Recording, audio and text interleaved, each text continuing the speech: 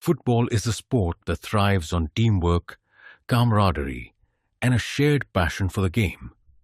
While individual talent can be a game changer, it's the collective effort of the team that ultimately leads to success.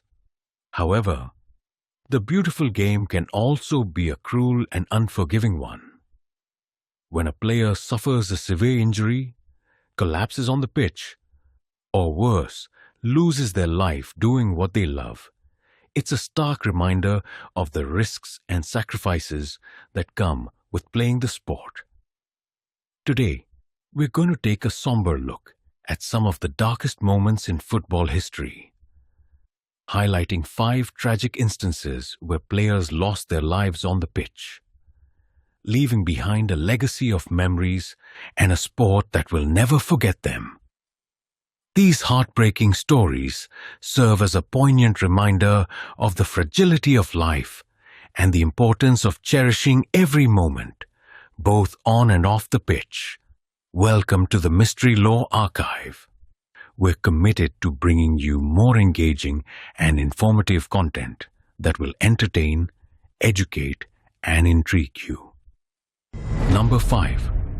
Marc-Vivien Foé was born on May 1, 1975, in Yaoundé, Cameroon. His football journey began with Union de Garoua, a second-tier team, before joining Canon Yaoundé, a prominent club in Cameroon, where he won the Cameroonian Cup in 1993. Foé was a member of the Cameroonian team that participated in the 2003 FIFA Confederations Cup.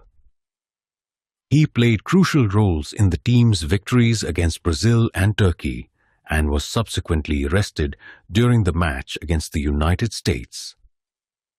On June 26, 2003, Cameroon faced Colombia in the semi-finals at the Stade de Gélon in Lyon, France. Tragically, Foé collapsed in the 72nd minute of the game, with no other players nearby. Despite attempts to revive him on the field, he was rushed to the medical center, where he received further treatment. Unfortunately, his life could not be saved, and he passed away shortly after arrival.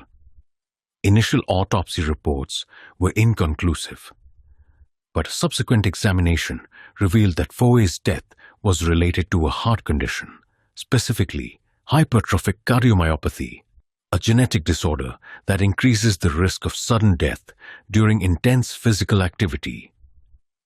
Foé's wife, Marie-Louise, revealed that he had been experiencing health issues, including stomach problems and dysentery, before the fateful match. But he was determined to play in his adopted hometown of Lyon. The team's manager, Winfried Schäfer, had considered substituting Foé due to his apparent fatigue, but the player had signaled his desire to continue playing. Number 4. Juan Manuel Izquierdo Viana, a talented Uruguayan footballer, was born on July 4, 1997, in Montevideo's Nuevo Paris neighborhood.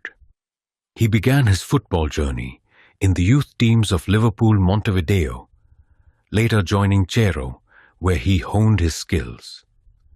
Izquierdo went on to make 111 appearances in the Uruguayan Primera Division, playing for several prominent clubs, including Peñarol, Montevideo Wanderers, Liverpool, and Nacional, with whom he won consecutive league titles in 2022 and 2023.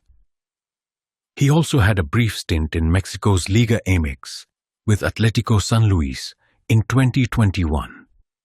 Tragically, Izquierdo's life was cut short at the age of 27 when he collapsed on the field due to a cardiac arrhythmia during a Copa Libertadores match against São Paulo FC on August 22, 2024. He was rushed to the Albert Einstein Hospital in São Paulo, where he received treatment. The Uruguayan football community was shaken, and the country's first and second division leagues were postponed as a sign of respect for his health. Sadly, Izquierdo passed away on August 27th, 2024. According to his mother, the hospital staff revealed that Izquierdo had contracted a virus that affected his heart, leading to the cardiac arrhythmia, which was exacerbated by the physical exertion of the match. Prior to his collapse, Izquierdo had shown no signs of illness except for swollen lymph nodes. He is survived by his wife and 2 children, one of whom was born just 10 days before his untimely death. Number 3. Piermario Morosini, an Italian footballer, was born on July 5th, 1986, in Bergamo, Italy. His life was marked by tragedy from a young age, with the loss of his mother in 2001, when he was just 15 years old. 2 years later, his father passed away, followed by a disabled brother who took his own life, leaving Morosini to care for his disabled elder sister. Despite these challenges, Morosini pursued a career in football, making his international debut for the Italy U17 team in 2001 and later representing the U21 team in 2006. He was also called up to the squad for the 2009 European U21 Championships as a backup player. Morosini's club career took him from Atalanta to Udinese, where he was part of a co-ownership deal in 2005. On April 14, 2012, while playing for Livorno in a Serie B match against Pescara, Morosini's life took a devastating turn. In the 31st minute of the game, he suffered a cardiac arrest and collapsed on the field, stumbling and trying to get up before losing consciousness. Medical staff rushed to his aid, using a defibrillator to try and revive him. Although Morosini was conscious when he was taken off the field on a stretcher, he sadly died before reaching the hospital. The news of his passing sent shockwaves through the Italian football community, with the match being abandoned and players leaving the field in tears. The Italian Football League matches for the weekend were subsequently suspended, and as a tribute to Morosini, Livorno and Vicenza retired the number 25 jersey, which he had worn during his time with the club. Number 2. In the town of Nkaukau, Ghana, a young footballer named Rafael Duamna emerged, honing his skills through the Red Bull Ghana developmental program. His talent was evident from an early age, as he helped the RB Ghana U17 team secure a silver medal at the international tournament in Croix, France in 2013. Duamena's impressive performance earned him the title of Best Player at the tournament. Following his success, he and teammate David Atanga traveled to Austria for a trial with Red Bull Salzburg. Although Duamena did not represent Ghana's youth national teams, he was called up to the senior team in 2017, making his international debut against Ethiopia in an African Cup of Nations qualifier, where he scored 2 goals. Tragically, Duamena's life was cut short on November 11, 2023, when he collapsed on the field due to sudden cardiac arrest during a match between Egnatia and Partizani in the Categoria Superiore. Despite efforts to save him, Duamena passed away en route to the hospital at the age of 28. The news of his death sent shockwaves through the sports community, leading to the postponement or suspension of all sports events in Albania. It was later revealed that Duamena had chosen to remove his implantable cardioverter defibrillator, ICD, a year prior to his death. Duameni was laid to rest on February 16, 2024, on a football pitch in Accra, Ghana, a poignant tribute to his love for the sport. Number 1. Miklos Feher.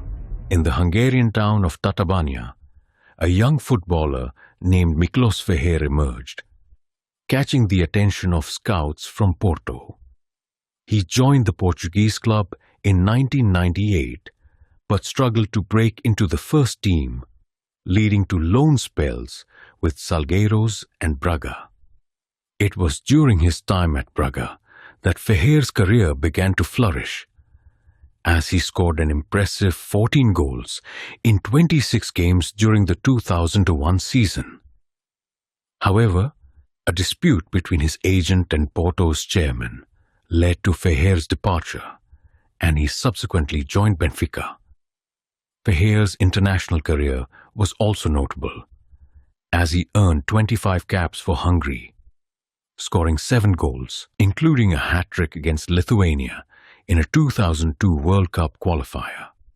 Tragically, Feher's life was cut short on January 25, 2004, during a match between Benfica and Vitória de Guimarães. After coming on as a substitute and assisting a goal, Feher suddenly collapsed, clutching his chest in pain. Despite the immediate attention of medical personnel, Feher's condition deteriorated, and he was rushed to the hospital, where he was later pronounced dead. The cause of death was determined to be a cardiac arrhythmia brought on by a pre-existing condition known as hypertrophic cardiomyopathy. Feher's passing sent shockwaves through the football community, and he was remembered by his former clubs and teammates, including Porto's director of football and manager, who paid their respects at the Estádio da Luz. As a tribute to Feher's memory, Benfica retired the number 29 shirt, which he had worn during his time at the club. Thank you for watching.